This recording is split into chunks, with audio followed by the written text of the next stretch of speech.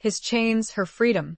Caterina Esposito had spent her life preparing to be a perfect wife, a daughter to be traded, a bride to be owned. But before she could take her vows, she was taken by Enzo Costa, a man her father had sworn would never touch her. His fingers curled possessively around her wrist. "You were never meant for him," he murmured. "You are always mine." Chapter 1. The Gilded Cage of Promises.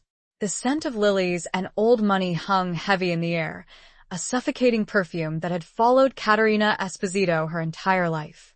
She smoothed a hand over the silk of her ivory gown, the fabric cool and smooth beneath her trembling fingers. Today was the day. The day she would become Caterina Bellini, wife of Donatello Bellini, a man twice her age, a man whose smile never quite reached his eyes. A man her father, Don Antonio Esposito, had chosen for her. From the ornate, floor-to-ceiling window of her family's villa, she could see the preparations unfolding below. White-gloved waiters scurried across the manicured lawns, carrying trays laden with champagne flutes and delicate canapes. Roses, imported from some far-flung corner of the world, spilled from every vase, their velvety petals echoing the forced opulence of the day.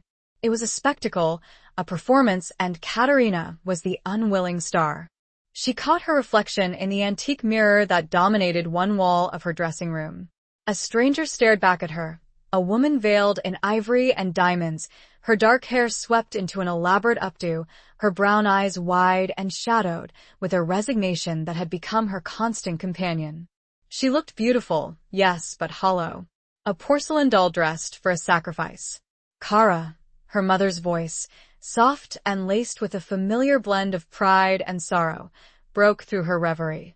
Isabella Esposito entered the room, her own elegant gown a muted shade of silver, a stark contrast to the vibrancy she had possessed in her youth. The years, and the weight of being a mafia don's wife, had etched lines of weariness around her eyes. Isabella reached out, her fingers, adorned with rings that represented generations of Esposito power, gently cupping Caterina's cheek. "You look exquisite. Donatello is a lucky man."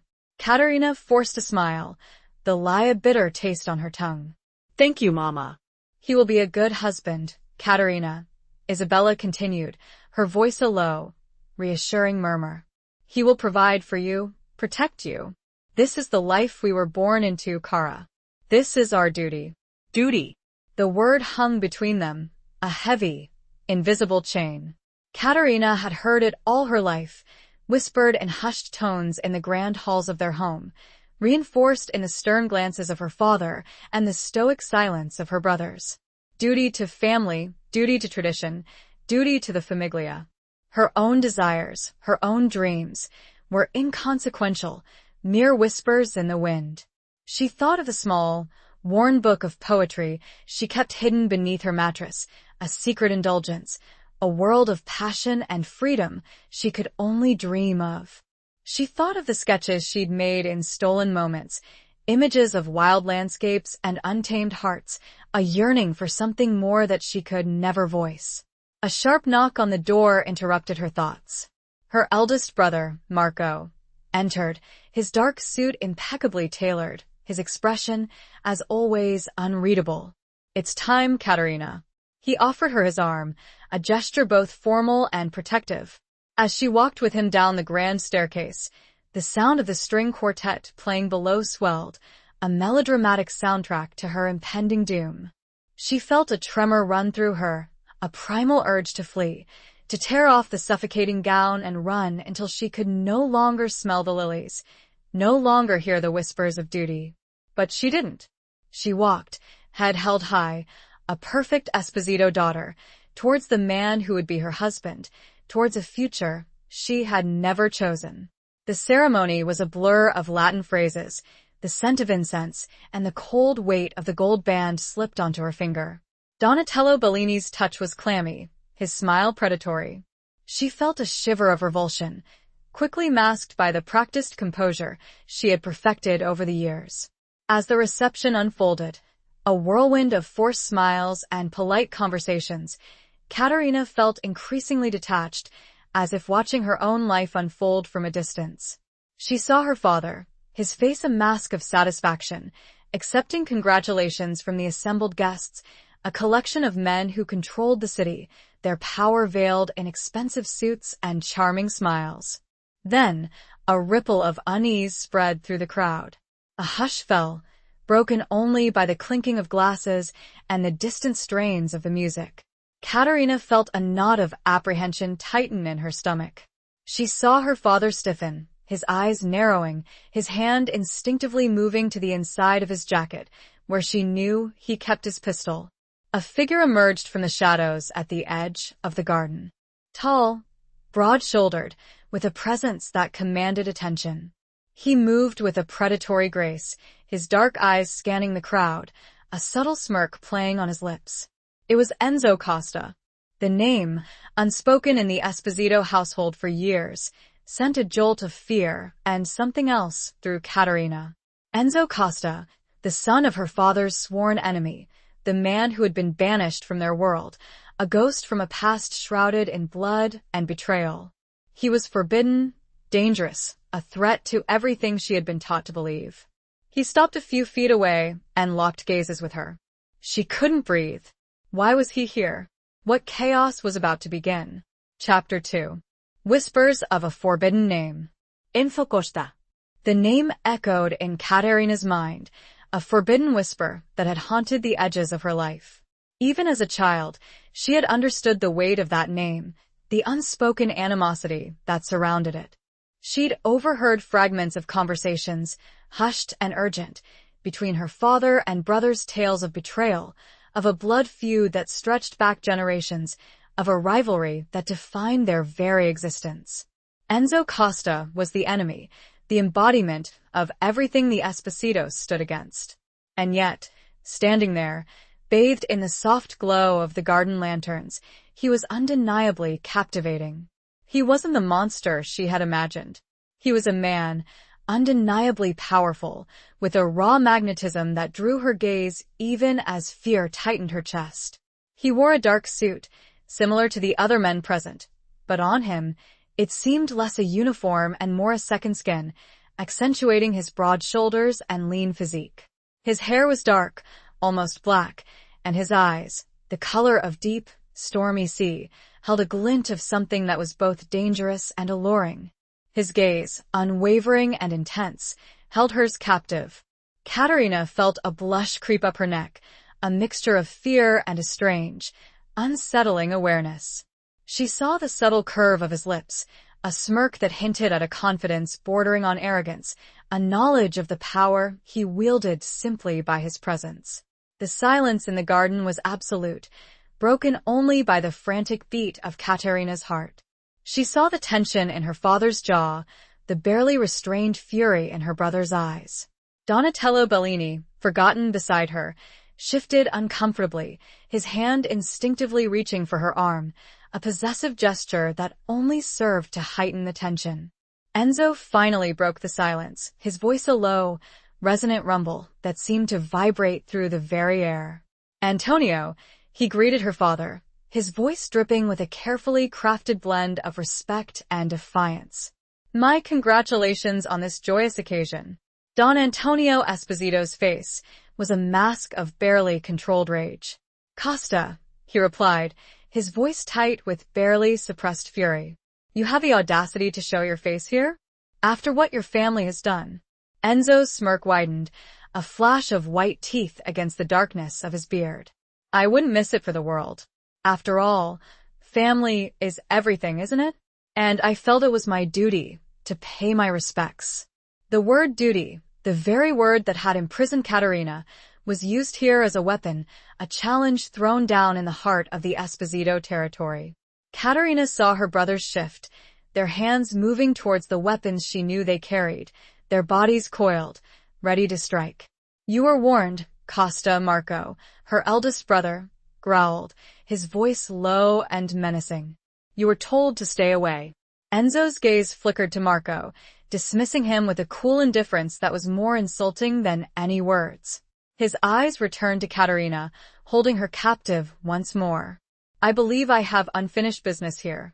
Katerina felt a tremor run through her. His words, his gaze, they were directed at her. A blatant claim that sent a wave of panic and something else through her. Something that felt strangely like anticipation. Donatello Bellini, finally finding his voice, stepped forward, his face flushed with a mixture of anger and insecurity.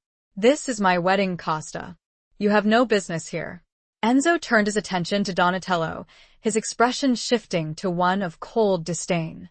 He looked at him as one might look at an insect, a minor annoyance to be brushed aside. "You have no idea what business I have here, Bellini." He turned his eyes back to Caterina, and the air crackled with an unspoken challenge. "This woman," he said, his voice low and possessive, "was never meant for you." Caterina felt her breath catch in her throat. His words were a violation, a blatant disregard for the carefully constructed rules of her world. They were also, strangely, a liberation. A crack in the gilded cage that had held her captive for so long. Before anyone could react, before the simmering tension could erupt into violence, Enzo took a step closer, his eyes never leaving Caterina's. He reached out, his fingers brushing against her arm, a fleeting touch that sent a jolt of electricity through her. It was a deliberate provocation, a challenge to her father, to Donatello, to the entire Esposito family. "She was always mine." He stated the fact like the sun rising in the east, inevitable and undeniable. He looked to her father, then her brothers. The threat was clear. He would not leave without her. Caterina had to decide if she would go willingly, or if he'd have to unleash hell to take her. She was frozen, unsure of what to do. Chapter 3. The Night of Shattered Vows. The world seemed to tilt on its axis. Caterina felt a dizzying rush of fear, defiance, and a strange, exhilarating sense of liberation. Enzo's words, his touch, had shattered the carefully constructed facade of her life, leaving her exposed and vulnerable in the eye of a brewing storm. Her father's face was apoplectic, his voice a strangled roar. You dare touch her, Costa? You will pay for this with your life." Enzo remained unfazed, his gaze still locked on Caterina, a silent question in his eyes. He was giving her a choice, a terrifying, impossible choice. To stay, to submit to the life that had been planned for her, or to step into the unknown, to risk everything for a chance at something else. She looked at Donatello Bellini, his face a mixture of outrage and fear, his hand still clutching her arm, a possessive grip that felt more like a shackle than a comfort. She saw the pity in her mother's eyes, the silent plea for her to do what was expected, to maintain the fragile peace that held their world together. She looked at her brothers, their faces hardened with fury, their hands itching to draw their weapons, to defend their family's honor, to punish the man who dared to defy them. They were ready to spill blood, to protect her, but they were also ready to confine her, to keep her trapped in the gilded cage of their traditions. And then she looked back at Enzo. His eyes were dark and intense, but there was something else there, a flicker of something that might have been tenderness? Or was it simply the calculated manipulation of a man who knew how to get what he wanted? She couldn't be sure. But in that moment, she saw a glimmer of hope, a possibility of escape, a chance to break free from the suffocating weight of duty and expectation. The silence stretched, thick and heavy with unspoken threats and unanswered questions. Caterina felt the weight of everyone's gaze, the pressure of their expectations, crushing her. She felt a tear slip down her cheek, a single tear of defiance, of despair, of a longing for a life she had never dared to dream of. She began, her voice trembling, barely a whisper. She couldn't finish the sentence, couldn't voice the decision that was tearing her apart. Enzo seemed to understand. He took another step closer, his presence filling her vision, his scent, a heady mix of expensive cologne and something wilder, something untamed, filling her senses. He reached out, his hand gently wiping away the tear that traced a path down her cheek. The touch was feather-light, but it sent a shiver through her, a jolt of awareness that made her heart pound. "Come with me, Caterina," he said, his voice low and urgent, a plea and a command all in one. "Leave this behind. Come with me, and I will show you a world you never thought possible. His words were a promise, a threat, a seduction. They were everything she had ever feared and everything she had ever secretly desired. Before she could answer, before her father or brothers could react, Enzo moved with lightning speed. He swept her up in his arms, lifting her effortlessly as if she were a feather, not a woman weighed down by the expectations of her world. The garden erupted in chaos. Shouts, curses, the scrape of chairs being overturned, the glint of steel as weapons were drawn. Katerina clung to Enzo, her arms wrapping around his neck, her face buried in his shoulder. She felt the strength of his arms, the solid beat of his heart against her own, and for the first moment in her life, she felt safe. He moved swiftly, carrying her through the panicked crowd, his body shielding her from the chaos. She heard her father's enraged roar, her brother's furious shouts, Donatello Bellini's pathetic cries of protest. But they were all fading, receding into the background, replaced by the rhythmic pounding of Enzo's footsteps, the rush of the night air against her skin, the intoxicating scent of his cologne. He carried her towards a waiting car, a sleek, black vehicle that seemed to materialize out of the shadows. He deposited her gently in the passenger seat, his eyes never leaving hers, a silent promise of protection in their depths. He slammed the door shut, the sound echoing like a gunshot in the night. He rounded the car, slid into the driver's seat, and with a roar of the engine, they were gone, leaving behind the shattered remnants of her wedding, the broken promises, and the gilded cage of her former life. As the villa receded into the distance, Katerina looked back, her heart pounding in her chest. She had made her choice. She had stepped into the unknown, into the arms of the enemy, into a world of danger and uncertainty. She had no idea what the future held, but for the first time in her life, she felt a flicker of hope, a sense of terrifying, exhilarating freedom. She didn't know where they were going, but in the moment, looking at his strong jaw, the confidence, the danger, the life that rolled off of him in waves, she found herself surprisingly unafraid. Chapter 4. Into the Lion's Denver. The car sped through the night, a black arrow cutting through the darkness. Katerina sat in stunned silence, her mind reeling from the events of the past hour.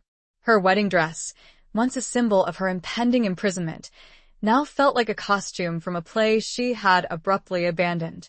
She was still clutching a small, embroidered handkerchief, a gift from her grandmother, the only tangible link to the life she had left behind.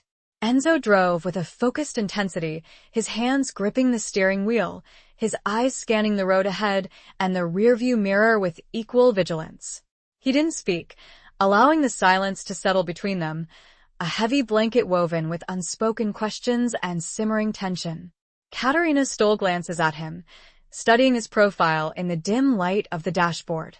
The hard line of his jaw, the slight furrow of his brow, the intensity of his gaze, everything about him spoke of power, of control, of a life lived on the edge. He was a mystery, a dangerous enigma, and she had willingly placed herself in his hands. Where are we going?" she finally asked, her voice a hesitant whisper that barely broke the silence. Enzo glanced at her, a flicker of a smile playing on his lips. "Somewhere safe," he replied, his voice low and reassuring, yet still holding a hint of something guarded. "Somewhere they won't find you. They'll come after us," she said, the statement a mixture of fear and resignation. She knew her father, knew his relentless pride, his unwavering commitment to the famiglia. He would not let this defiance go unpunished. Enzo chuckled, a low, rumbling sound that sent a shiver down her spine. "Let them come," he said, his voice laced with a dangerous confidence. "I'm ready for them."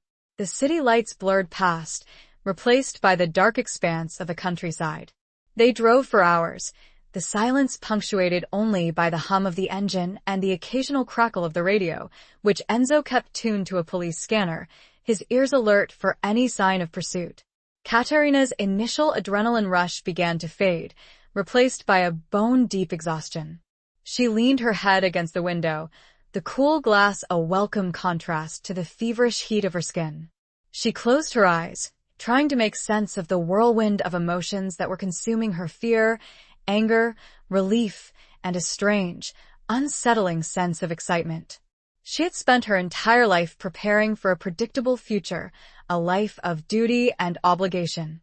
Now, she was hurtling through the night with a man who was her family's sworn enemy, a man who had shattered her world and offered her nothing. Nothing but the promise of a different life, a life free from the constraints of her past. As dawn began to paint the sky with streaks of pale pink and gold, they finally arrived at their destination. It was a villa, but unlike her family's opulent mansion, this one was secluded, hidden amidst a grove of ancient olive trees, overlooking the shimmering expanse of the Mediterranean Sea. It was smaller, more rustic, but it possessed a quiet elegance, a sense of history and secrets whispered within its weathered stone walls. Enzo parked the car and turned to her, his eyes searching her face. "We're here," he said softly. "This is my home. Or one of them." Katerina looked at him, her eyes wide with a mixture of apprehension and curiosity. She was stepping into his world now, a world she knew nothing about, a world where the rules were different, where danger lurked around every corner. She was entering the lion's den, and she had no idea if she would survive. He opened the car door for her, his hand hovering near hers, but not quite touching. It was a gesture of respect, of courtesy, but it also held a hint of restraint. He was giving her space, allowing her to adjust to the reality of her new situation. As she stepped out of the car, the cool morning air filled her lungs, carrying the scent of salt and pine. She looked around, taking in the beauty of the surroundings, the peaceful stillness of the landscape. It was a world away from the stifled opulence of her family's villa, a world that felt both ancient and timeless. Enzo led her towards the house, his hand gently guiding her, but not forcing her. He opened the heavy wooden door, revealing a dimly lit interior, filled with antique furniture, faded tapestries, and the lingering scent of wood smoke and old books. It was a home that spoke of generations of secrets, of lives lived on the edge, of a world where power and danger were intertwined. "Welcome, Katerina," he said, his voice a low murmur that echoed through the silent halls. "To your new life." She looked at him, her heart pounding in her chest. She had crossed the threshold. There was no turning back. She had taken a leap of faith, and now she was falling, tumbling into the unknown, with only this man, this enigma, this enemy, to catch her. She had no idea how long she would be there, how long before her family found her, but she looked to him with a mix of gratitude and terror. Chapter 5. The Weight of His Gaze. The villa was a study in contrasts.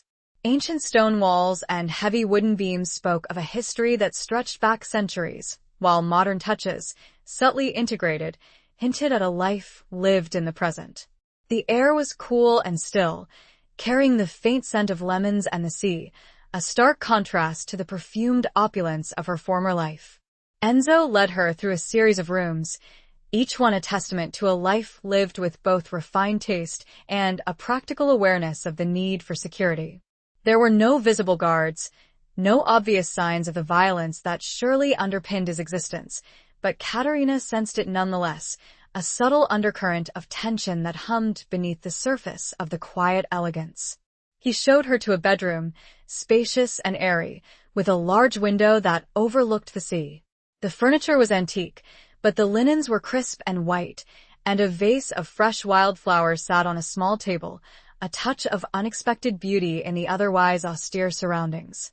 "This will be your room," he said, his voice neutral, his eyes watching her carefully, gauging her reaction. "There are clothes in the wardrobe, things I thought you might need. Get some rest. We'll talk later."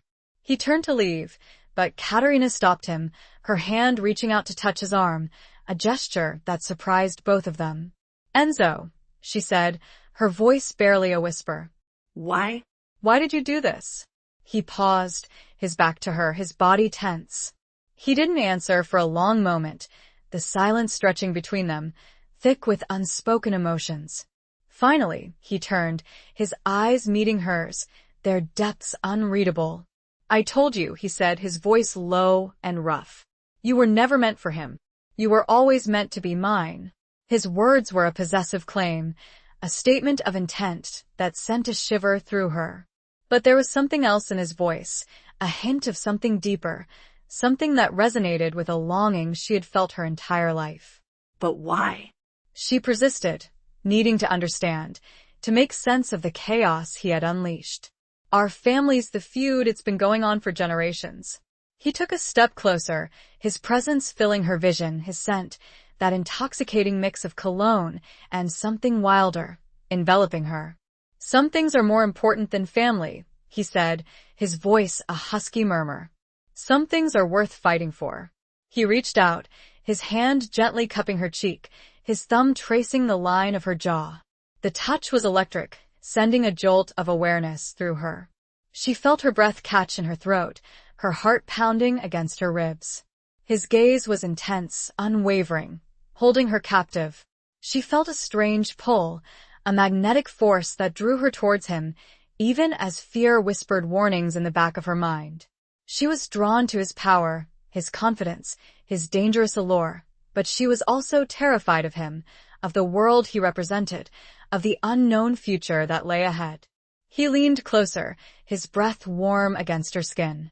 "I've been watching you, Katerina," he whispered, his voice a low rumble that vibrated through her. "For years. I've seen the sadness in your eyes, the cage they kept you in. I couldn't let them take you. I wouldn't."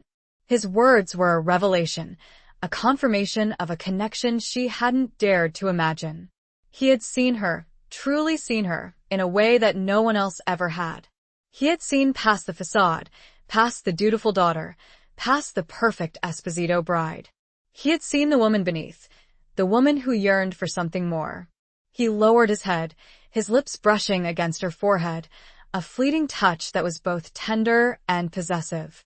Then he pulled back, his eyes still locked on hers, a silent promise and a silent challenge in their depths. "Rest now," he said, his voice softening. "We have a lot to talk about. But for now, rest. You're safe here." He turned and left the room, closing the door softly behind him, leaving Katerina alone with her thoughts, her fears, and the undeniable, unsettling awareness of his presence, of the weight of his gaze, that lingered in the air like a tangible force. She closed her eyes, exhaling slowly to try and calm the erratic rhythm of her heart. The house was silent, but she felt the vibration of his presence through its foundation. Chapter 6. Echoes of a Haunted Past. Katerina changed out of the wedding dress, the silk feeling alien and heavy against her skin. She found a simple cotton dress in the wardrobe, along with a pair of soft leather sandals. The clothes were comfortable, practical, and utterly unlike anything she had ever worn before. It felt like shedding a skin, stepping out of the costume she had worn for so long and into something real. She explored the room, her fingers tracing the intricate carvings on the antique furniture, her eyes lingering on the view from the window. The sea stretched out before her, a vast expanse of shimmering blue, meeting the sky at the horizon. The air was fresh and clean, carrying the scent of salt and wildflowers. It was a world away from the stifled atmosphere of her family's villa, a world that felt both liberating and terrifying. She found a small, leather-bound journal on the bedside table, next to a silver-framed photograph. She picked up the photograph, her heart catching in her throat. It was a picture of a woman, young and beautiful, with dark hair and laughing eyes. She looked strikingly like Enzo, his mother. Katerina realized, a woman she had only heard whispered about, a woman who had died tragically young, a victim of the endless feud between the Espositos and the Costas. She opened the journal, her fingers trembling slightly. The pages were filled with a delicate, flowing script, written in Italian. It was a diary, the woman's innermost thoughts and feelings, her hopes and dreams, her fears and sorrows. Katerina hesitated, feeling like an intruder, but the pull of the past was too strong to resist. She began to read, slowly, deciphering the elegant handwriting. The entries were filled with the details of a young woman's life, her love for her family, her passion for art, her longing for a world beyond the confines of her family's expectations. She wrote of secret meetings with a man she loved deeply, a man who was forbidden to her. Katerina's heart ached as she read, recognizing the echoes of her own life in the words of this woman who had lived and died generations before. She saw the same yearning for freedom, the same struggle against duty, the same desperate hope for a love that defied the boundaries of their world. As she continued reading, the entries became darker, filled with fear and foreboding.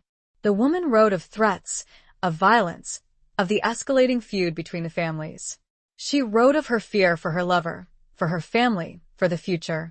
The last entry was dated the day before she died. It was a short, frantic note, filled with terror and a desperate plea for help. Katerina closed the journal, her hands shaking, her heart pounding in her chest. She felt a deep connection to this woman, a kinship that transcended time and circumstance. She understood her fear, her desperation, her longing for a different life. She looked at the photograph again, studying the woman's face, searching for answers, for understanding. She saw the sadness in her eyes, the shadow of the tragedy that was to come. And she saw a resemblance, not just to Enzo, but to herself. A shared spirit, a shared yearning, a shared fate. A knock on the door startled her. Enzo entered, his expression guarded, his eyes searching her face. "Are you all right?" he asked, his voice concerned. Katerina quickly closed the journal, placing it back on the table, next to the photograph. "Yes," she said, her voice trembling slightly. "I was just looking around." He nodded, his gaze lingering on the journal, on the photograph. He knew what she had been reading, what she had been feeling. The silence stretched between them, thick with unspoken emotions, with the weight of the past, with the echoes of a tragedy that had shaped their lives. "She was beautiful," Katerina said softly, her voice filled with a sadness that was both for the woman in the photograph and for herself. Enzo nodded, his expression softening. "She was," he agreed. "And she was strong. Stronger than anyone knew." He walked towards the window, looking out at the sea, his back to her. "Her death, it changed everything," he said, his voice low and rough. "It fueled the hatred, the violence, the endless cycle of revenge." He turned to face her, his eyes filled with a pain that mirrored her own. "I don't want that for us, Katerina," he said, his voice urgent. "I don't want to live in the past. I want to build something new, something different." His words were a promise, a hope, a challenge. They were an invitation to step out of the shadows of the past, to break free from the cycle of violence and hatred, to create a future that was their own. But could they? Could they escape the legacy of their families, the weight of their history, the endless feud that had defined their lives? The question lingered in the air. It was a question they would both have to answer. Chapter 7. The Dance of Defiance and Desire. The days that followed settled into a strange, unsettling rhythm. Katerina found herself in a limbo, a space between her old life and a future that was still undefined. She was a prisoner, of sorts, but her jailer was a man who treated her with a curious mixture of respect, protectiveness, and a simmering desire that was both terrifying and exhilarating. Enzo was a constant presence, yet he maintained a careful distance. He was always there, watching her, anticipating her needs, but he never pushed, never forced, never crossed the line that he had drawn between them. He was giving her time, allowing her to adjust, to come to terms with her new reality. They spent hours talking, sharing meals, exploring the villa and the surrounding grounds. He told her about his life, his business, the intricate web of alliances and rivalries that made up the mafia world. He spoke of his ambitions, his desire to modernize the famiglia, to move away from the violence and brutality of the past. He never spoke directly about his feelings for her, but they were there, simmering beneath the surface, in the way he looked at her, in the gentle touch of his hand, in the way his voice softened whenever he spoke her name.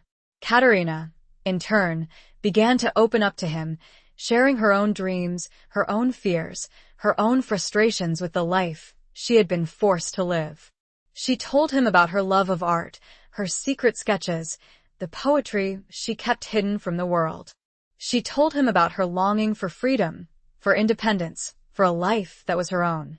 She found herself drawn to him, to his strength, his confidence, his unwavering belief in his own vision. She admired his intelligence, his strategic mind, his ability to navigate the treacherous waters of the mafia world. She saw the darkness in him, the shadow of the violence that he had inherited, but she also saw a glimmer of something else, a desire for change, a longing for something better. But she was also afraid of him, of the power he wielded, of the world he represented. She knew that he was capable of great violence, that he had blood on his hands, that he was a man who would stop at nothing to get what he wanted. Their relationship was a dance, a delicate balance of defiance and desire, of fear and fascination. They circled each other, testing the boundaries, pushing and pulling, drawn together by an undeniable attraction, yet held apart by the weight of their pasts, the uncertainty of their future. One evening, they were sitting on the terrace, watching the sunset paint the sky with fiery hues of orange and purple. The air was warm and still, carrying the scent of jasmine and the sea. Enzo was sitting across from her, his eyes fixed on her face, his expression unreadable. "You're quiet tonight," he said, his voice a low murmur that blended with the sound of the waves. Katerina shrugged, her gaze fixed on the horizon. "I'm thinking," she replied. "About everything." "About your family?" he asked, his voice laced with a hint of jealousy. She nodded. "About them. About you. About us." He leaned forward, his eyes intense, holding her captive. "What about us, Katerina?" he asked, his voice a husky whisper. She felt her heart pound in her chest, her breath catch in her throat. She was walking a tightrope, balancing between the life she had known and the life he was offering, between the fear that held her back and the desire that pulled her forward. "I don't know," she admitted, her voice trembling slightly. "I don't know what we are. I don't know what you want from me." He reached out, his hand covering hers, his touch sending a jolt of electricity through her. "I want you, Katerina," he said, his voice raw with emotion. "I've told you that, but I want you to want me." "I want you to choose me. Not because you have to, but because you want to." His words were a challenge, an invitation, a plea. They were everything she had ever wanted to hear, and everything she had ever feared. She looked at him, her eyes searching his face, trying to understand the depths of his emotions, the complexities of his heart.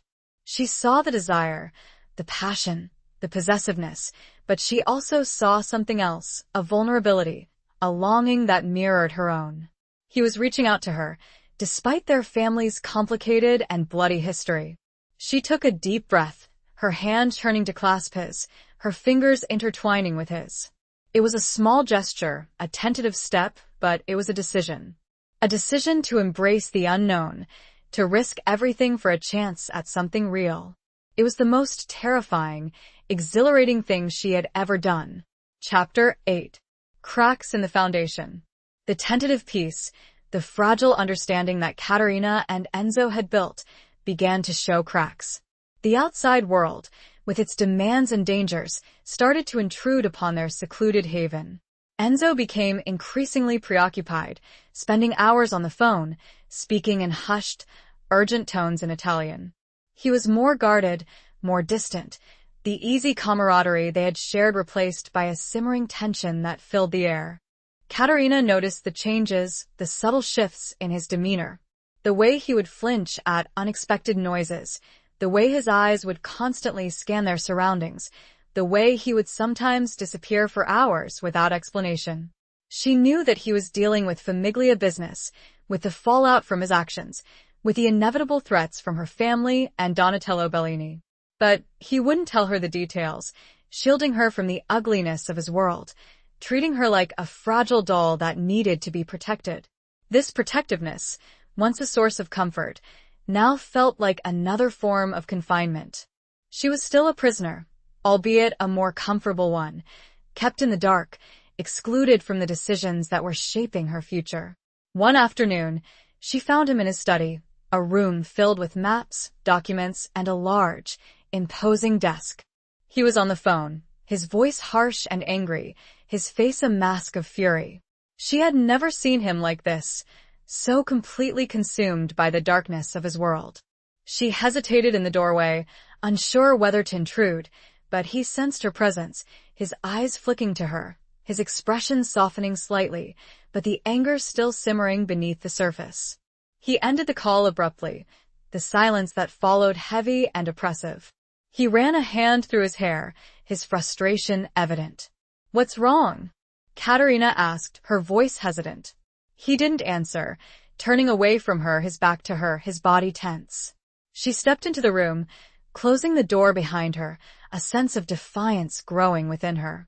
She was tired of being kept in the dark, tired of being treated like a child. "Enzo," she said, her voice firmer this time. Talk to me. "Tell me what's going on." He turned, his eyes meeting hers, their depths filled with a mixture of anger, frustration, and something else. Something that looked like fear. "It's nothing you need to worry about," he said, his voice dismissive, the same words he always used. "Don't tell me that," she retorted, her voice rising. "I'm not a child, Enzo. I deserve to know. It's my life, too." He looked at her, surprised by her outburst, by the fire in her eyes. He had been so focused on protecting her, on shielding her from the ugliness of his world, that he had forgotten that she was a strong, intelligent woman, capable of handling the truth. He sighed, running a hand over his face, his weariness evident. "It's complicated," he said, his voice softer now.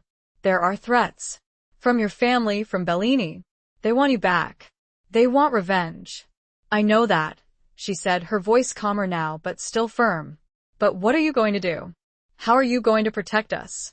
He hesitated, his eyes searching her face, as if weighing her strength, her ability to handle the truth. "There are negotiations," he said, choosing his words carefully. "Alliances. Deals being made. It's a dangerous game, Katerina. A game with no rules." "And what if the negotiations fail?" she asked, her voice barely a whisper, the fear she had been suppressing rising to the surface. He looked at her, his eyes filled with a grim determination. "Then we fight," he said, his voice low and resolute. "We fight for what we want, for what we believe in, for us." His words sent a shiver through her, a mixture of fear and exhilaration. She knew that he was willing to risk everything for her, that he would protect her with his life. But she also knew that the fight would be brutal, that there would be casualties, that their future was far from certain. She walked towards him, her hand reaching out to touch his arm, a gesture of comfort, of support, of solidarity. "We fight together," she said, her voice firm, her eyes meeting his. "I'm not afraid, Enzo. Not anymore." He looked at her, a flicker of surprise, of admiration, of something that might have been love in his eyes. He covered her hand with his fingers intertwining with hers, a silent promise of unity, of strength, of a shared future, however uncertain. They were at an impasse, and now she was on even ground. She was no longer just a stolen bride. Chapter 9. Secrets unveiled in the shadows. The tension in the villa escalated. Enzo's absences grew longer, his demeanor more strained. Katerina found herself increasingly isolated, left to wander the empty halls, haunted by the echoes of the past and the uncertainties of the future. She spent hours in the library, poring over books, trying to understand the complex web of the mafia world, trying to decipher the secrets that Enzo was keeping from her. One evening, while Enzo was away, she stumbled upon a hidden room, a small, windowless space tucked away behind a bookcase in his study. The door was unlocked, a subtle oversight that hinted at Enzo's growing distraction. She hesitated, knowing that she was crossing a line, invading his privacy, but her curiosity, her need to understand, overwhelmed her sense of propriety. She pushed the door open, stepping into the dimly lit room. The room was a stark contrast to the rest of the villa. It was Spartan, functional, with a single desk, a chair, and a wall covered with photographs, maps, and documents. It was a war room, a place where secrets were kept, where strategies were planned, where the dark underbelly of Enzo's world was laid bare. Katerina's eyes were drawn to the photographs, a collection of faces, some familiar, some unknown. She saw pictures of her father, her brothers, Donatello Bellini, other mafia figures she recognized from her former life. She saw pictures of Enzo, younger, harder, his eyes filled with a cold determination that she had only glimpsed in recent days. She saw pictures of other people, men and women she didn't recognize, their faces marked with crosses, a chilling indication of their fate. She saw documents, written in Italian, filled with names, dates, and cryptic notations. She saw maps, marked with locations, routes, and territories. As she examined the documents, a chilling realization dawned upon her. She began to piece together a story, a hidden narrative that Enzo had been keeping from her. A story of betrayal, of double-dealing, of a conspiracy that reached far beyond the simple feud between the Espositos and the Costas. She discovered that Donatello Bellini, her former fiancé, was not simply a pawn in her father's game. He was an active player, a ruthless, ambitious man who had been secretly plotting with a rival faction within the Costa Famiglia, a faction that was seeking to overthrow Enzo and seize control of his empire. She discovered that her father, Don Antonio Esposito, was not the unwavering, all-powerful figure she had always believed him to be. He was deeply in debt, his power waning, his grip on the Famiglia slipping. He had been using Caterina as a bargaining chip, a way to secure an alliance with Bellini and shore up his crumbling empire. But the most shocking revelation was about Enzo himself. She discovered that his motives for taking her were not entirely pure, not solely driven by the love and desire he professed. He had used her, manipulated her, as part of a larger strategy, a plan to expose Bellini's treachery and consolidate his own power. The realization hit her like a physical blow. She felt betrayed, used, manipulated. The fragile trust she had placed in Enzo shattered, replaced by a wave of anger, hurt, and a deep sense of disillusionment. She heard the sound of a car approaching, the crunch of tires on the gravel driveway. Enzo was back. She quickly gathered the documents, placing them back where she had found them, trying to erase any trace of her discovery. She left the hidden room, closing the door behind her, her heart pounding in her chest. She met Enzo in the hallway, his face drawn and weary, his eyes searching her face. "Where have you been?" he asked, his voice laced with suspicion. "Just walking," she replied, her voice trembling slightly, trying to maintain a facade of calm. He looked at her, his gaze intense, probing, as if trying to see through her, to uncover the secrets she was hiding. He knew. He had to. "Caterina," he began, his voice low and hesitant. "There are things I haven't told you." She met his gaze, her eyes filled with a mixture of anger and hurt. "I know," she said, her voice cold and distant. "I know more than you think." The air between them crackled with tension, with unspoken accusations, with the shattered remnants of their fragile trust. The secrets had been unveiled, the truth exposed, and their relationship, their future, hung precariously in the balance.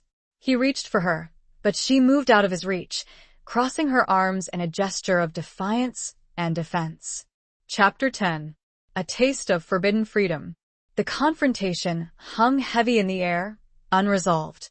Enzo retreated, both physically and emotionally, leaving Caterina to grapple with the shattered remnants of her trust. He didn't apologize, didn't explain, didn't try to justify his actions. He simply withdrew. Caterina, in turn, hardened her resolve. She was no longer the naive, sheltered girl who had been swept away from her wedding. She had seen the darkness, the ugliness, the manipulation that underpinned Enzo's world, and she was determined not to be a victim. She began to explore the villa and the surrounding grounds with a newfound sense of purpose. She was still a prisoner, in a sense, but she refused to be confined.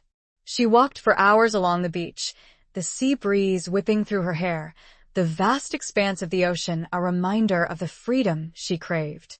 She rediscovered her love of art, sketching the dramatic landscapes, the rugged coastline, the vibrant sunsets. She found solace in the beauty of the natural world, a stark contrast to the darkness of the human machinations that surrounded her. One day, she ventured beyond the villa's grounds, exploring the nearby village, a small, picturesque town nestled in the hills overlooking the sea.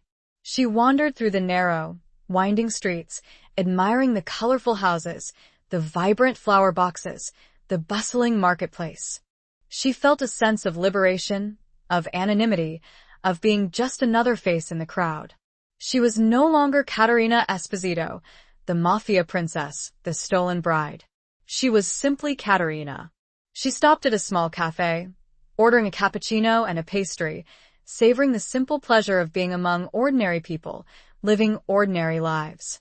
She watched the locals, their faces etched with the joys and sorrows of everyday existence, their conversations filled with the mundane details of their lives. She realized that she had never experienced this before, this sense of normalcy, of being part of something larger than her own family, her own constricted world. She had always been isolated, protected, kept apart from the realities of life. As she sat there, sipping her coffee, she saw a group of children playing in the town square, their laughter echoing through the air. She saw an elderly couple holding hands, their love evident in their every gesture. She saw a young woman, her face radiant with joy, showing off a new engagement ring to her friends. She felt a pang of longing, a yearning for a life that was simple, ordinary, filled with love and laughter, free from the darkness and danger of the mafia world. She realized that this was what she truly wanted, not the power, not the wealth, not the gilded cage that Enzo was offering.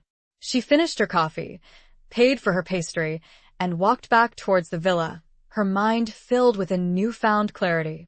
She had tasted freedom, however fleeting, and she knew that she could never go back to her former life.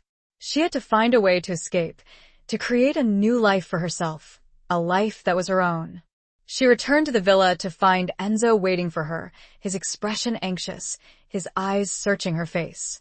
He had been worried about her, she realized, a flicker of guilt piercing through her resolve. "Where were you?" he asked, his voice laced with a mixture of relief and anger. "I was searching everywhere for you." "I went for a walk," she replied, her voice calm, her gaze steady. "I needed some air." He looked at her, his eyes narrowing, sensing the change in her, the newfound strength, the quiet defiance. "You shouldn't leave the villa without telling me," he said, his voice a low warning. "It's not safe." "Safe?" she retorted, her voice laced with sarcasm. "Is anywhere safe, Enzo? With you? With my family? With Bellini?" He flinched at her words, the truth of them hitting him like a physical blow. He knew that she was right, that she was in constant danger, that he couldn't protect her forever. He went to reach for her, but stopped himself. "I'm trying to keep you safe, Caterina," he said, his voice softer now, his frustration evident. "By keeping me prisoner?" she challenged, her voice rising. "By keeping me in the dark? By manipulating me?" He looked away, unable to meet her gaze, the weight of her accusations crushing him. He knew that he had lost her trust, that he had damaged their relationship, perhaps irreparably. "I did what I thought was best," he said, his voice barely a whisper. "For you," she corrected, her voice cold and distant. "Not for me." The silence stretched between them, thick with unspoken emotions, with the shattered remnants of their hopes, with the realization that their paths, once intertwined, were now diverging. She had made up her mind. She knew she would need to leave. Soon. Chapter 11. The Price of Loyalty. The fragile truce between Caterina and Enzo shattered completely. They existed in a state of cold civility, their interactions brief and formal, the warmth and intimacy they had once shared replaced by a chasm of mistrust and resentment. Enzo resumed his secretive activities, his absences growing longer, his demeanor more guarded. Caterina, in turn, began to make her own plans, quietly, discreetly, preparing for her escape. She knew that she couldn't stay, that she had to find a way to reclaim her life, to forge her own destiny. One evening, a visitor arrived at the villa, a man Katerina recognized from her former life. It was Ricardo, Enzo's second-in-command, a loyal and trusted lieutenant, a man who had been with Enzo since they were boys. Ricardo was a formidable figure, tall and muscular, with a scarred face and cold, calculating eyes. He was a man of few words, a man who carried out Enzo's orders without question, a man who was feared and respected throughout the mafia world. Katerina had always been wary of Ricardo, sensing the darkness that lurked beneath his stoic exterior. She knew that he was dangerous, that he was capable of great violence, that he was utterly devoted to Enzo. Ricardo arrived unannounced, bypassing the usual security protocols, a clear indication of the urgency of his visit. He met with Enzo in his study. The door closed, their voices muffled, but Katerina could sense the tension, the gravity of their conversation. She waited, her anxiety growing with each passing hour. She knew that something was happening, that a crisis was brewing, that her future hung precariously in the balance. Finally, the door to the study opened, and Ricardo emerged, his face a mask of grim determination. He nodded curtly to Katerina, his eyes cold and unreadable, and left the villa without a word. Enzo emerged from the study, his face pale and drawn, his eyes filled with a mixture of anger and fear. He looked at Katerina, his gaze hesitant, as if unsure how to approach her, how to explain what was happening. "What is it?" Katerina asked, her voice calm, despite the turmoil of emotions churning within her. "What's going on?" Enzo hesitated, his eyes searching her face, as if weighing her strength, her ability to handle the truth. "There's been a development," he said, his voice strained. "A betrayal." He explained that Ricardo had discovered evidence of a plot, a conspiracy orchestrated by Donatello Bellini and a faction within Enzo's own famiglia to assassinate Enzo and seize control of his empire. The plot was imminent, the threat immediate, and Enzo's life was in grave danger. "They know about you," Enzo said, his voice low and urgent. "They know you're here.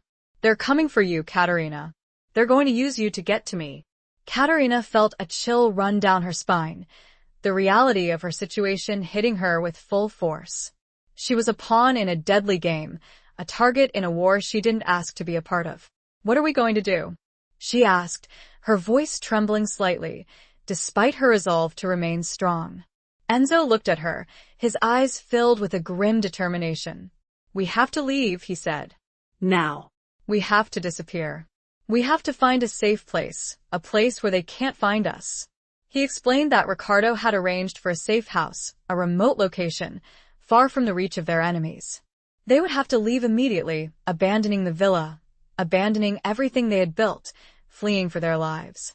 Katerina nodded, her mind racing, trying to process the information, trying to prepare for what was to come. She knew that this was her chance, her opportunity to escape, to break free from Enzo, from the mafia world, from the life she had never wanted. But how could she? As they were preparing to leave, gathering a few essential belongings, Katerina saw a flicker of movement outside the window, a shadow lurking in the darkness. She realized that they were already under surveillance, that their enemies were closing in. "Enzo," she whispered, her voice urgent. "They're here. They're watching us." Enzo followed her gaze, his eyes narrowing, his hand instinctively moving to the weapon he carried concealed beneath his jacket. He knew that they were trapped, that they had to fight their way out, that their lives depended on his speed, his skill, his ruthlessness. He also knew Ricardo would give his life for Enzo. But would that be enough? He turned to Katerina, his eyes filled with a mixture of fear and determination. "Stay close to me," he said, his voice low and commanding. "Do exactly what I say. And whatever happens, don't let them take you." Chapter 12. Scars of the past, bonds of the present. The escape from the villa was a blur of adrenaline and terror. Enzo, true to his nature, was a force of nature, moving with a speed and precision that belied the simmering fear that must have been churning beneath his controlled exterior. Katerina stayed close, her hand gripping his, trusting him implicitly in this moment of crisis, even though her heart ached with the betrayal she had uncovered. They managed to evade the initial surveillance, slipping out through a hidden passage Enzo had known about, a relic from the villa's long and secretive history. The passage led to a small, secluded cove where a speedboat was waiting, its engine idling softly in the darkness. As they raced across the water, the wind whipping through their hair, the spray of the sea stinging their faces, Katerina saw the villa, silhouetted against the night sky, erupt in flames. The sight was both horrifying and strangely liberating. Her gilded cage, the symbol of Enzo's control and her own captivity, was being consumed by fire, a symbol of the destruction that had been wrought upon their lives. Enzo navigated the boat skillfully, his eyes scanning the horizon, alert for any sign of pursuit. He knew that they were being hunted, that their enemies would not rest until they were captured or killed. They reached a small, deserted island, a rocky outcrop in the middle of the Mediterranean. The safe house was a simple, rustic cabin, hidden amongst the trees, barely visible from the sea. It was a far cry from the opulence of the villa, but it offered a sense of security, a temporary refuge from the storm that was raging around them. Once inside, the adrenaline began to fade, replaced by a bone-deep exhaustion. Katerina collapsed onto a rough wooden chair, her body trembling, her mind reeling. Enzo, too, seemed drained, his usual energy replaced by a weary resignation. The silence stretched between them, heavy and awkward, filled with unspoken emotions. Katerina looked at Enzo, his face etched with fatigue and a deep sadness that mirrored her own. She saw the scars, both physical and emotional, that he carried, the marks of a life lived on the edge, a life of violence and betrayal. She thought of the journal she had read, the diary of Enzo's mother, the woman who had died tragically young, a victim of the same feud that was now threatening their own lives. She understood, now, the depth of his pain, the weight of his past, the burden he carried. "I'm sorry," she said softly, her voice filled with a genuine empathy that surprised even herself. "I'm sorry for what happened to your mother. I'm sorry for everything." Enzo looked at her, his eyes filled with a mixture of surprise and gratitude.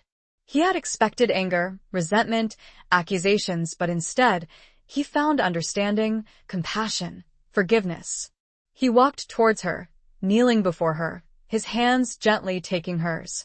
"It wasn't your fault, Katerina," he said, his voice low and rough. "None of this is your fault.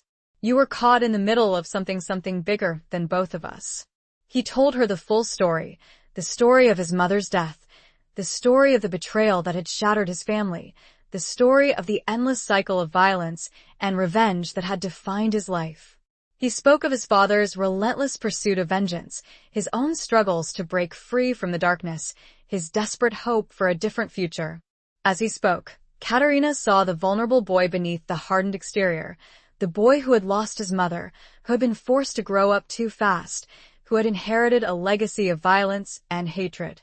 She saw the man who had tried to protect her, to shield her from the ugliness of his world, even while manipulating her for his own purposes. She realized that despite everything, despite the betrayal, despite the danger, she still cared for him.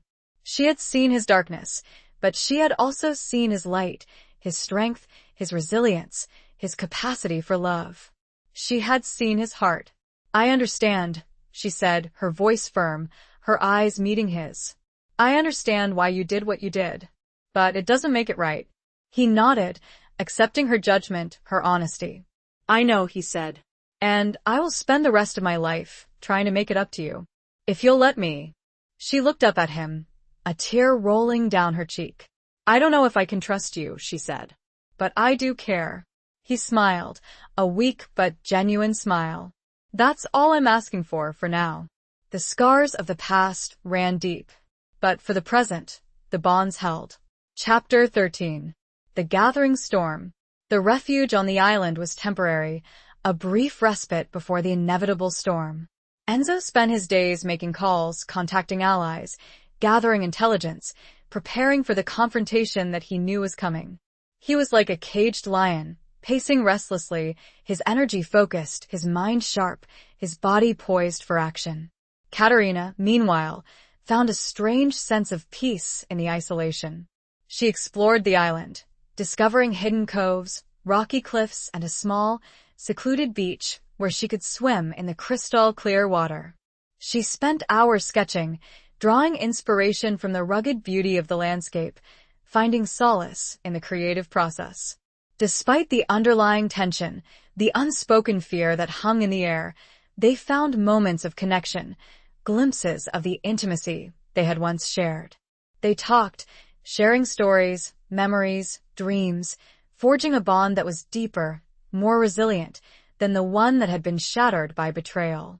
One evening, as they were sitting on the beach, watching the sunset paint the sky with vibrant colors, Enzo turned to Katerina, his eyes filled with a mixture of tenderness and regret.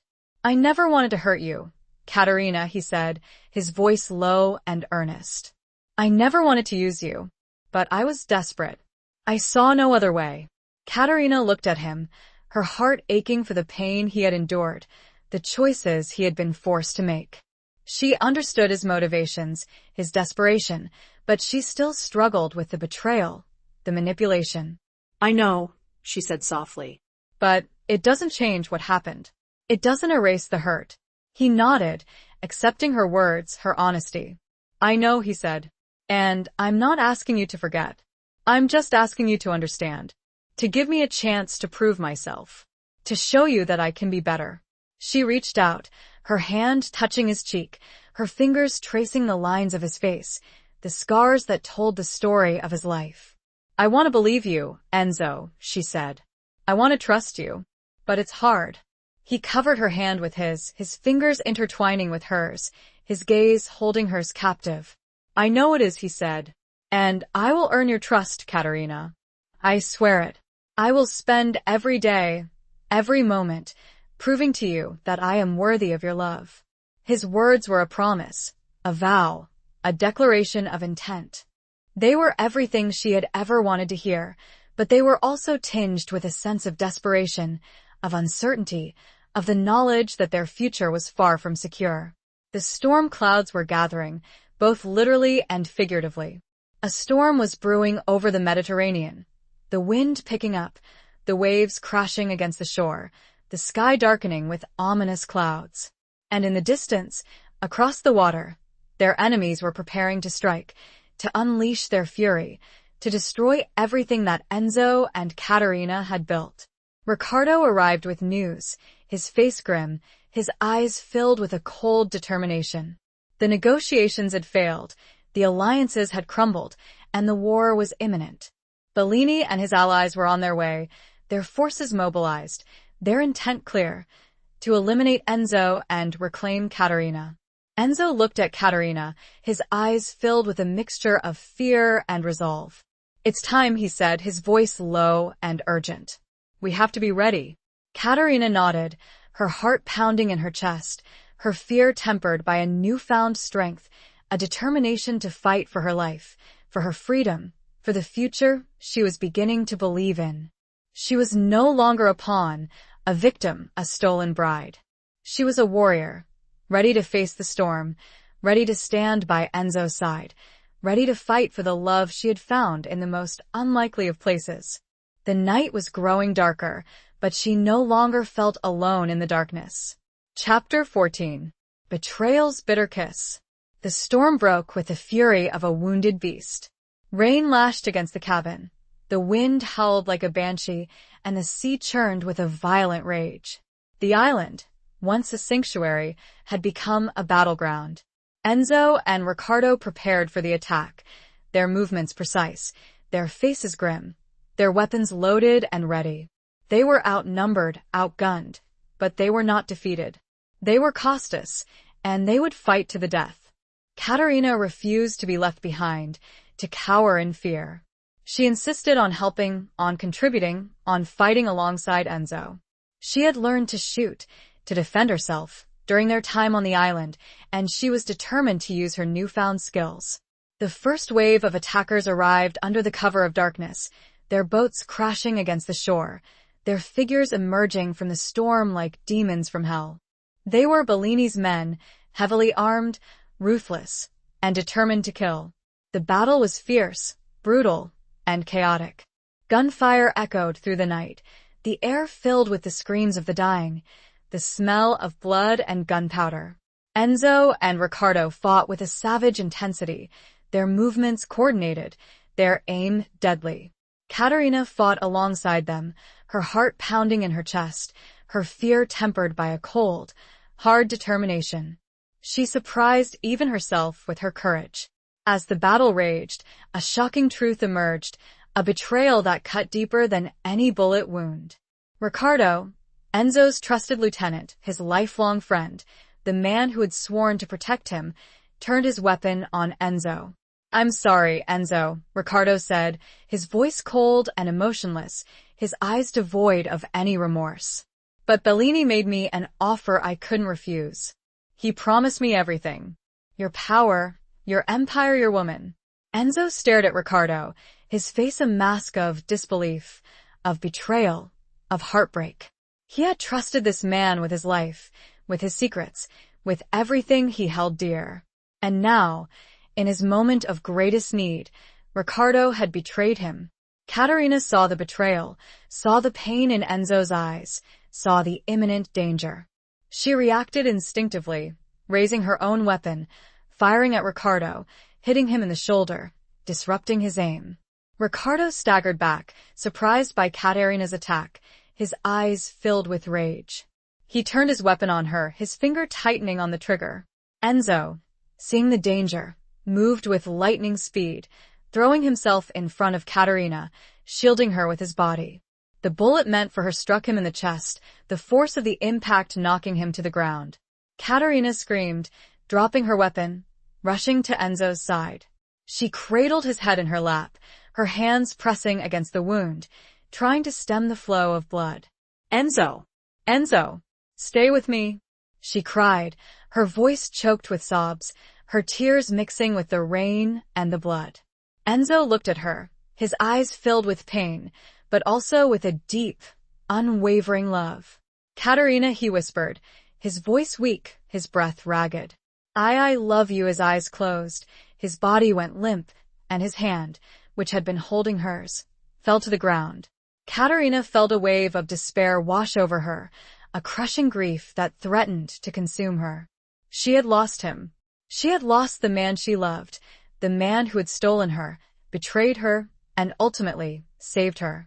But there was no time for grief, no time for mourning. The battle was still raging, Bellini's men were still attacking, and Katerina was now their primary target.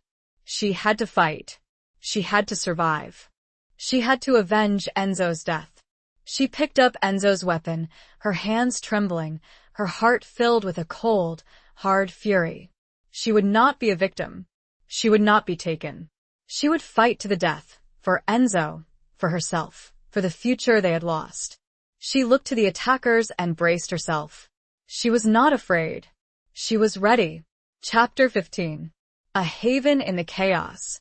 Katerina fought with a ferocity she didn't know she possessed. The grief and rage fueled her, transforming her from a sheltered mafia princess into a warrior. She used the skills Enzo had taught her, moving with a deadly grace, her shots finding their mark. But she was outnumbered, surrounded, and the attackers were closing in. She knew that she couldn't hold them off forever, that her time was running out. Just when she thought all hope was lost, a new sound pierced the chaos of the battle, the roar of engines, the thud of approaching helicopters. Reinforcements had arrived, but not Bellini's. These were Enzo's men, loyal soldiers who had received a coded message from Ricardo before his betrayal, a message that had been a contingency plan, a safeguard against treachery. The arrival of the reinforcements turned the tide of the battle. Bellini's men, caught off guard, were quickly overwhelmed, their attack faltering, their numbers dwindling. Katerina, seeing her chance, fought her way towards the arriving soldiers, her heart pounding with a mixture of relief and despair. The leader of the reinforcements, a grizzled veteran named Salvatore, recognized Katerina, his eyes widening in surprise and concern. He had heard stories of the stolen bride, the woman who had captured Enzo Costa's heart. "Signorina Esposito," he shouted, his voice rough but filled with a genuine respect. "Are you all right? Where is Don Enzo? Katerina pointed towards the cabin, her voice choked with sobs. He's inside. He's been shot. Ricardo betrayed him. Salvatore's face hardened with fury, his eyes blazing with a cold, hard rage. He barked orders to his men, securing the perimeter, eliminating the remaining attackers, securing the island. He rushed towards the cabin, followed by Katerina, his heart filled with dread. He found Enzo lying on the floor, his body still and lifeless, Katerina's blood-stained hands cradling his head. Salvatore knelt beside Enzo, his fingers checking for a pulse, his eyes searching for any sign of life.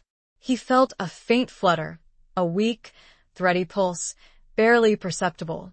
He's alive, Salvatore exclaimed, his voice filled with a mixture of disbelief and relief. But barely. We need to get him to a doctor. Now. They carried Enzo to one of the helicopters, carefully placing him on a stretcher, their movements urgent but gentle. Katerina refused to leave his side, holding his hand, whispering words of encouragement, her tears falling onto his face. The helicopter lifted off, leaving the island behind, leaving the carnage, the betrayal, the shattered remnants of their dreams.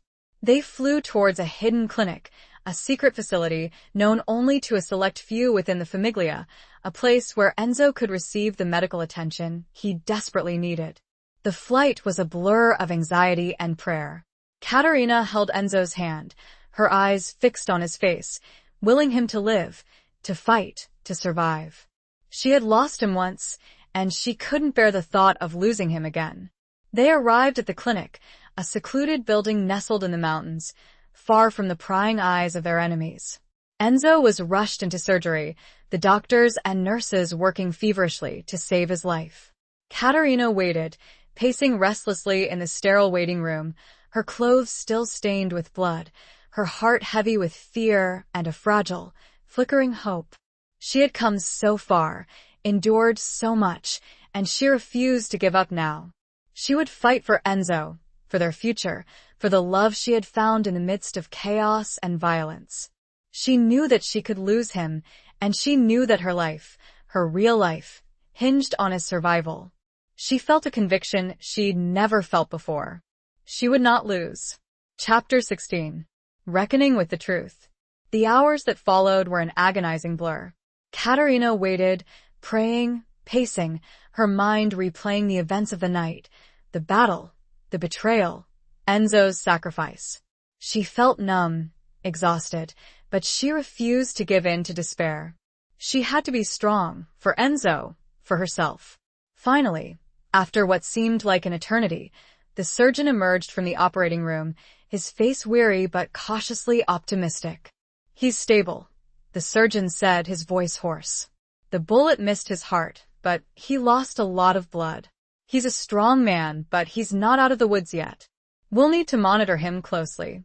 Katerina felt a wave of relief wash over her, a release of tension that left her weak and trembling. Enzo was alive. He had survived. He had fought his way back from the brink of death. She was allowed to see him, briefly, in the intensive care unit. He was pale and still, connected to a maze of tubes and wires, his breathing shallow but steady. She sat beside him, holding his hand, her tears falling silently onto the sterile sheets. Enzo, she whispered, her voice choked with emotion. You have to fight. You have to come back to me. I love you. I need you. She stayed with him, hour after hour, watching him, praying for him, willing him to live. She spoke to him, telling him stories, sharing her dreams, pouring out her heart to him, even though he couldn't hear her. As the days passed, Enzo slowly began to improve. He regained consciousness, his eyes fluttering open, his gaze finding Katerina's, a flicker of recognition, of love, in their depths. Katerina, he whispered, his voice weak, his breath ragged. You saved me, she smiled, her tears flowing freely now, tears of joy, of relief, of gratitude. You saved yourself, Enzo, she said. You're a fighter. You always have been. His recovery was slow and arduous, but with Katerina by his side, he made steady progress. He was weak, frail, but his spirit was unbroken. He had survived the betrayal, the attack, the near-death experience, and he was determined to rebuild his life, to reclaim his empire, to create a new future with Caterina.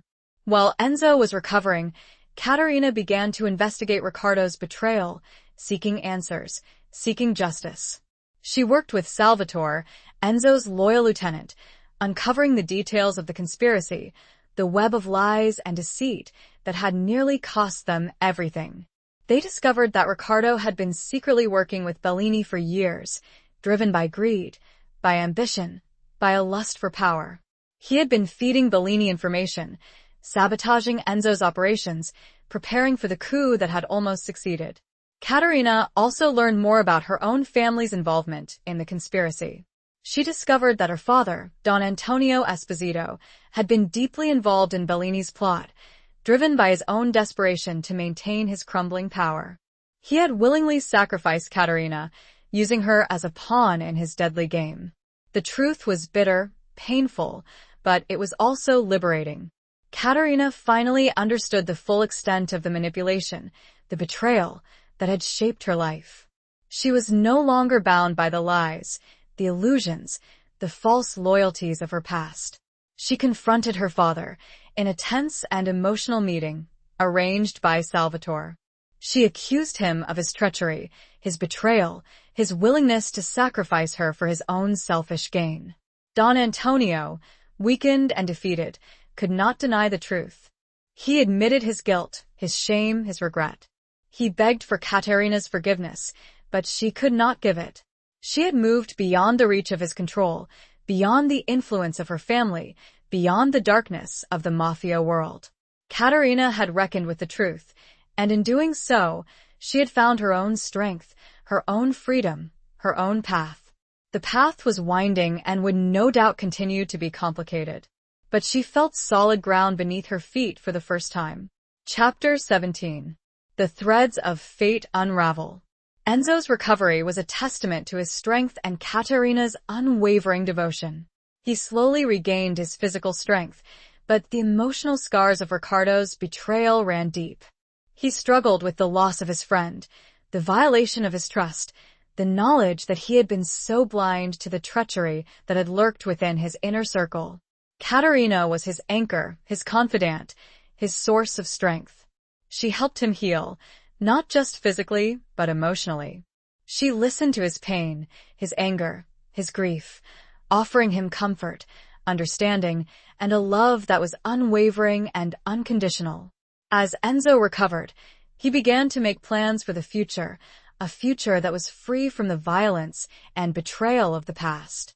He was determined to dismantle the old famiglia, to rebuild it on a foundation of trust, loyalty, and respect. He wanted to create a new legacy, a legacy that was worthy of Caterina, a legacy that was free from the sins of his fathers.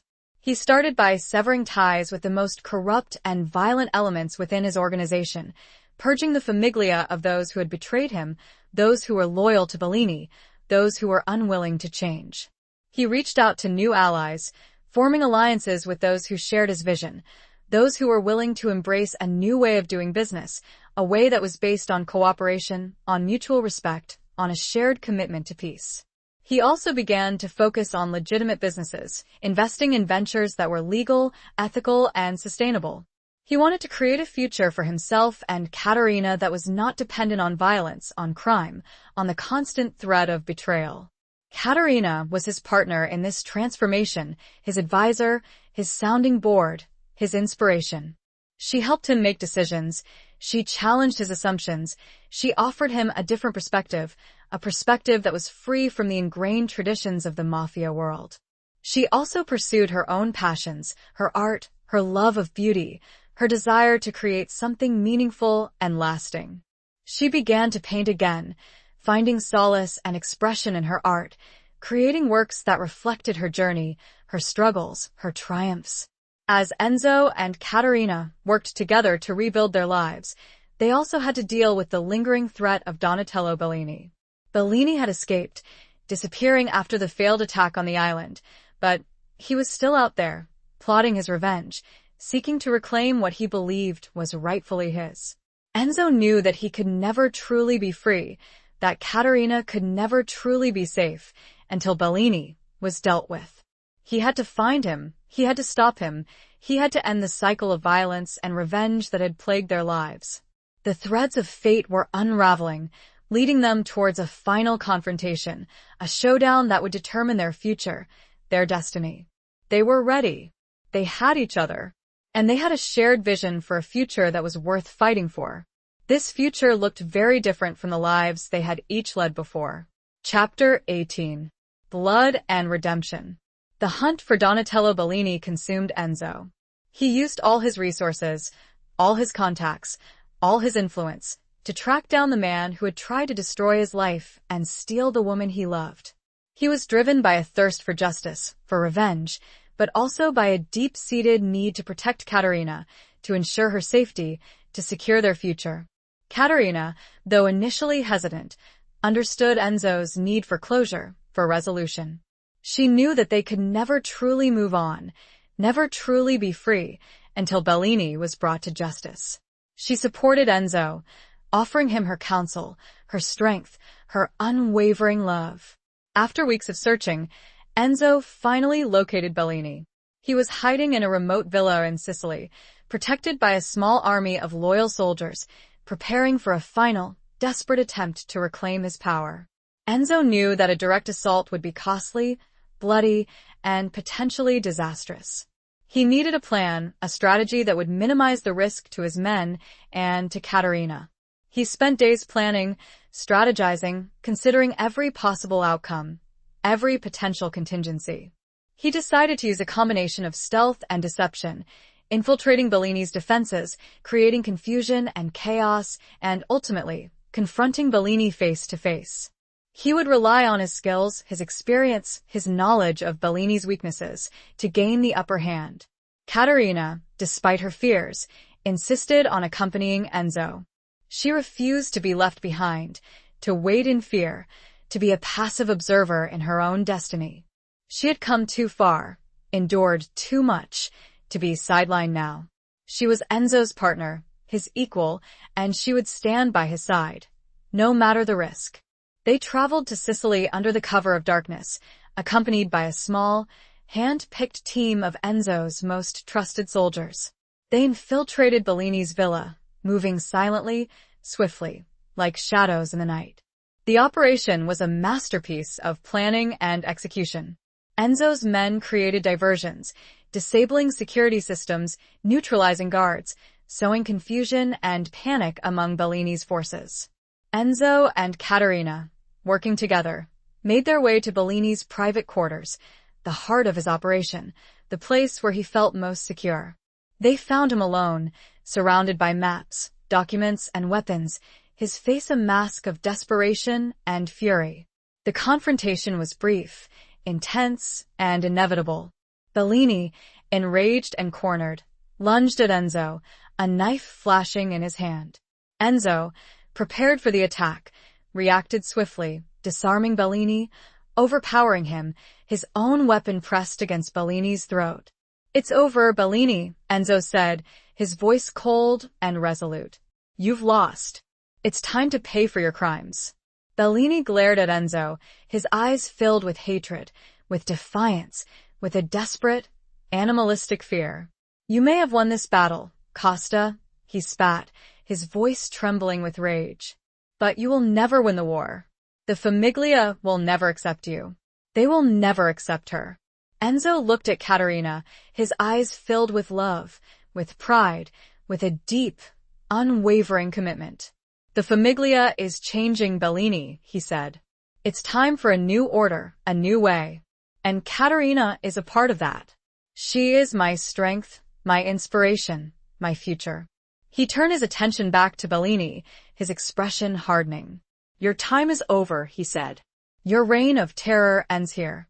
He could have killed Bellini, easily, swiftly, ending the threat forever. But he didn't. He had made a promise to Caterina, a promise to himself, to break the cycle of violence, to build a new future, a future that was not stained with blood. Instead, he handed Bellini over to his men, ordering them to deliver him to the authorities, to face justice for his crimes. He would let the law, not vengeance, determine Bellini's fate. As they left the villa, leaving Bellini to his fate, Caterina took Enzo's hand, her fingers intertwining with his, her gaze meeting his. "It's over," she said, her voice filled with relief, with gratitude, with a deep, abiding love. "We're free." Enzo nodded, his eyes filled with a mixture of exhaustion and triumph. "Yes," he said, "we are. We're finally free." Blood had been shed, but redemption felt possible. It was a long road, but they would walk it together. Chapter 19. The Dawn of a New Alliance. With Bellini's capture and the dismantling of his network, a significant shift occurred within the underworld. Enzo's actions, his refusal to engage in a bloodbath, his commitment to a new path, resonated with many who had grown weary of the endless cycle of violence. Enzo, with Caterina at his side, began to forge new alliances, not based on fear or intimidation, but on mutual respect and a shared vision for a more stable, less brutal future. He reached out to leaders of other families, even those who had traditionally been rivals, proposing a new code of conduct, a new way of resolving disputes, a new era of cooperation. Caterina played a crucial role in this transformation. Her perspective, untainted by the ingrained traditions of the mafia world, offered a fresh, insightful approach. She challenged Enzo, questioned his assumptions, and encouraged him to embrace change, to think beyond the confines of his upbringing. She also used her own experiences, her own journey from sheltered mafia princess to a strong, independent woman, to bridge the gap between the different factions. She spoke to the wives, the daughters, the women who had traditionally been marginalized and silenced within the mafia world, empowering them, inspiring them, showing them that there was another way. One of the most significant alliances Enzo forged was with a rival family from Naples, the Romano family, led by a formidable woman named Isabella Romano. Isabella, like Caterina, had grown up in the shadow of the mafia, but she had refused to be defined by it. She had risen through the ranks, proving her intelligence, her strength, her strategic brilliance, earning the respect of her family and the fear of her enemies. Isabella was initially skeptical of Enzo's overtures, wary of his past, his reputation. But Caterina, recognizing a kindred spirit, reached out to Isabella, sharing her own story, her own hopes for the future. The two women formed a bond, a connection based on shared experiences, shared challenges, and a shared desire for change. Isabella, convinced by Caterina's sincerity and impressed by Enzo's commitment to reform, agreed to an alliance. It was a historic moment, a turning point in the history of the Italian underworld. Two powerful families, once bitter rivals, were now united, committed to a new path, a new future. The alliance between the Costas and the Romanos sent a powerful message to the rest of the mafia world. It signaled the end of an era, the dawn of a new alliance, a new order, a new way of doing business. Enzo and Caterina, working together, with the support of Isabella and other like-minded leaders, began to transform the famiglia, dismantling the old structures, implementing new rules, enforcing a new code of conduct. They focused on legitimate businesses, on community development, on creating opportunities for those who had been marginalized and exploited. They faced resistance, opposition, from those who clung to the old ways, those who benefited from the violence and corruption. But they persevered, driven by their shared vision, their unwavering commitment to change, their love for each other. It was a period of great upheaval, but one that was also full of great promise. Chapter 20. The final confrontation of hearts and loyalties. Despite the progress, the new alliances, and the hope for a brighter future, a final shadow loomed Don Antonio Esposito, Caterina's father. He had lost everything, his power, his influence, his standing within the famiglia, and, most importantly, his daughter's respect. He was a broken man, consumed by bitterness, resentment, and a desperate desire for revenge. Enzo and Caterina had hoped that Don Antonio would fade away, accepting his defeat, retreating into obscurity. But he was too proud, too stubborn, too consumed by hatred to let go. He clung to the remnants of his former life, plotting, scheming, seeking a way to strike back at Enzo, to reclaim his lost honor, to punish the daughter who had betrayed him. He gathered around him a small band of loyalists, men who were as desperate and embittered as he was, men who clung to the old ways, men who were willing to risk everything for one last, desperate gamble. Don Antonio's target was not Enzo directly, but Caterina.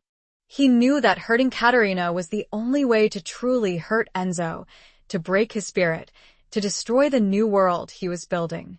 He planned to kidnap Caterina, to use her as a bargaining chip, to force Enzo to make an impossible choice, his love or his empire. The attempt came swiftly, brutally, and unexpectedly. Caterina was ambushed while visiting a local market, a place she had considered safe, a place where she had felt a connection to the community, a place where she had begun to build a new life. Don Antonio's men, disguised as ordinary shoppers, surrounded her, seizing her, dragging her into a waiting van, disappearing into the crowded streets before anyone could react. Enzo received the news with a cold, hard fury that chilled him to the bone. He had feared this, anticipated this, but the reality of it, the knowledge that Caterina was in danger, that his own father-in-law was responsible, filled him with a rage that threatened to consume him. He mobilized his forces, his allies, the entire network he had built, determined to find Caterina, to rescue her, to make Don Antonio pay for his treachery. But this time, it was not just a battle of force, of weapons, of strategy. It was a battle of hearts, of loyalties, of the very soul of the Famiglia. Enzo knew that he could not simply storm Don Antonio's hideout, guns blazing. He had to find a way to resolve the situation without further bloodshed, without risking Caterina's life. He reached out to Isabella Romano, his trusted ally, seeking her counsel, her support. Isabella, understanding the complexities of the situation, offered a solution, a daring plan that was both risky and potentially transformative. Isabella proposed a meeting, a parley, a face-to-face confrontation between Enzo, Caterina, and Don Antonio. She offered her own territory as neutral ground, a place where both sides could feel secure, a place where they could talk, negotiate, and, hopefully, find a resolution. Enzo, hesitant but desperate, agreed. He knew that it was a gamble, that it could be a trap, but he also knew that it was the only way to save Caterina without resorting to a full-scale war that could destroy everything he had built. The situation hinged on whether or not Don Antonio had any humanity left. The meeting was tense, emotional, and fraught with danger. Enzo and Don Antonio faced each other, their eyes locked in a battle of wills, their words laced with anger, with resentment, with the bitter taste of betrayal. Caterina, held captive but defiant, stood between them, her presence a constant reminder of the stakes, of the love, the loyalty, the family ties that had been shattered. "You have betrayed everything, Antonio," Enzo said, his voice cold and resolute. "You have betrayed your family, your famiglia, your own daughter. You have become the very thing you swore to destroy." Don Antonio glared at Enzo, his eyes filled with hatred, with a desperate, clinging pride. "You stole her from me," he roared. "You corrupted her. You turned her against her own blood." Caterina stepped forward, her voice clear and strong, her gaze unwavering. "I chose, father," she said. "I chose to leave. I chose to be with Enzo. I chose a life of love, of respect, of freedom, over a life of fear, of obligation, of darkness." Her words struck Don Antonio like a physical blow. He saw the truth in her eyes, the strength in her spirit, the unwavering love she had for Enzo. He saw the woman she had become, the woman he had never truly known, the woman he had lost forever. His resolve crumbled, his anger fading, replaced by a deep, crushing sorrow, a realization of the devastation he had wrought, the irreversible damage he had done. He looked at Caterina, his eyes filled with tears, with regret, with a glimmer of the love he had once felt for her. "Caterina," he whispered, his voice choked with emotion. "Forgive me, I was wrong." He released her, his hand trembling, his body slumping, his spirit broken. He had lost. He had lost everything. Enzo, seeing the change in Don Antonio, the glimmer of redemption, offered him a chance, a way out. He would not kill him. He would not imprison him. He would allow him to leave, to disappear, to live out his days in exile, far from the world he had once ruled. It was a gesture of mercy, of forgiveness, of a commitment to a new way, a way that was not defined by vengeance, by bloodshed, by the endless cycle of violence. Caterina embraced her father, a final, bittersweet farewell, a moment of closure, of forgiveness, of letting go. The confrontation was over. The hearts had spoken. The loyalties had been tested. And a new future, a future of hope, of peace, of love, had finally begun. Enzo took her hand, and they left together. Epilogue. The years that followed were not without their challenges, but they were defined by a sense of peace, of purpose, of a love that had been forged in fire and tempered by adversity. Enzo and Caterina, working together, continued to transform the famiglia, guiding it towards a new era of legitimacy and respect. They focused on building businesses, creating opportunities, and investing in the community. They became known not for their violence or their power, but for their philanthropy, their generosity, and their commitment to social justice. Caterina flourished, her artistic talents blossoming, her voice gaining strength and influence. She became a patron of the arts, a champion of women's rights, and a symbol of hope and resilience for those who had been marginalized and oppressed. Enzo, guided by Caterina's wisdom and his own evolving sense of justice, became a leader who was respected, admired, and even loved. He had shed the darkness of his past, embracing a future that was defined by integrity, compassion, and a deep commitment to his family and his community. They had children, a son and a daughter, who grew up in a world that was vastly different from the one their parents had known. They were raised with love, with respect, with a strong sense of values, and with the freedom to choose their own paths. The villa on the coast, once a symbol of captivity and conflict, became a haven, a place of peace, of family gatherings, of laughter and love.